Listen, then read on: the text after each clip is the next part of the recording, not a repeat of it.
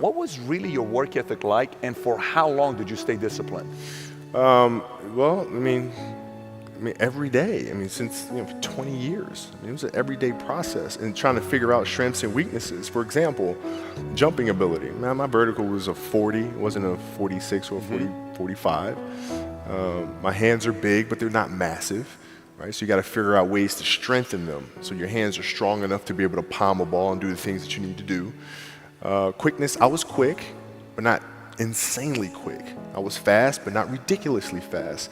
Right? So I had to rely on skill a lot more. I had to rely on angles a lot more. I had to study the game a lot more. And but I enjoyed it though. So like from the time I can remember when I started watching the game, I studied the game, and it just never changed. Basketball for me was the most important thing.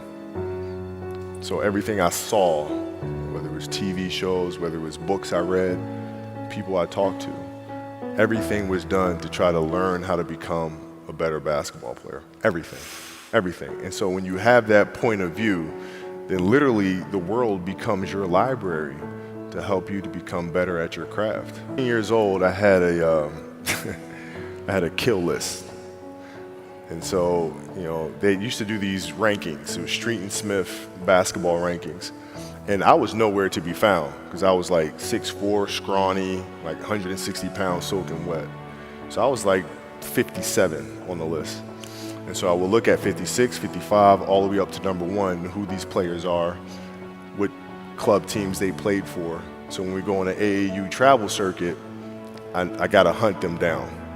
Right? And so that became my mission in high school, is to check off every other person, all those 56 other names, hunt them down and knock them down. That was it. It depends what year. So like at 13 years old, I played the longer game because my game wasn't about being better than you at 13. It was to be better than you when the chips are really on the line. So when we played at 13, I would size you up and see what your strengths and weaknesses are. How do you approach the game? Are you silly about it? Are you goofy about it? Are you good at it just because you're bigger and stronger than everybody else? Right? Or is there actually thought and skill that you put into it? Right? And when I'd play to my weaknesses. I wouldn't play to my strengths. I played to my weaknesses. Because when you're playing summer basketball, there's so many games. So there's not a lot of skill work being done. So when are you going to get better? Right? When you're playing in competition situations, you're only playing to your strengths. Why? Because you want to win. Right? So what I would do, I was work on the things during those games that I was weak at. Left hand, pull-up jump shot, post game. Right? So I have a strategy.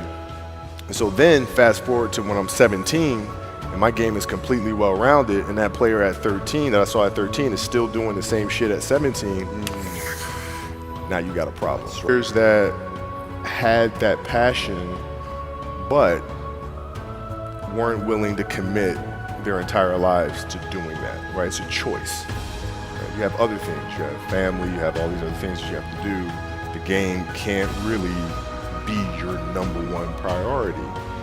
Well, yeah, and the people that love you, like friends and family, like they know that about you. Got it. So they let you be you. And when you reconvene, you pick back up where you left off. But make no mistake about it, everything in between is lost. Right, so those long-term relationships, the commitment of time of, taking vacation. Like I see a lot of players take vacations with other players that are close friends, and they'll just take vacations just to take vacations, or just hang out just to hang out. Like I never did that. But it was a choice. Not though? Why didn't you do that?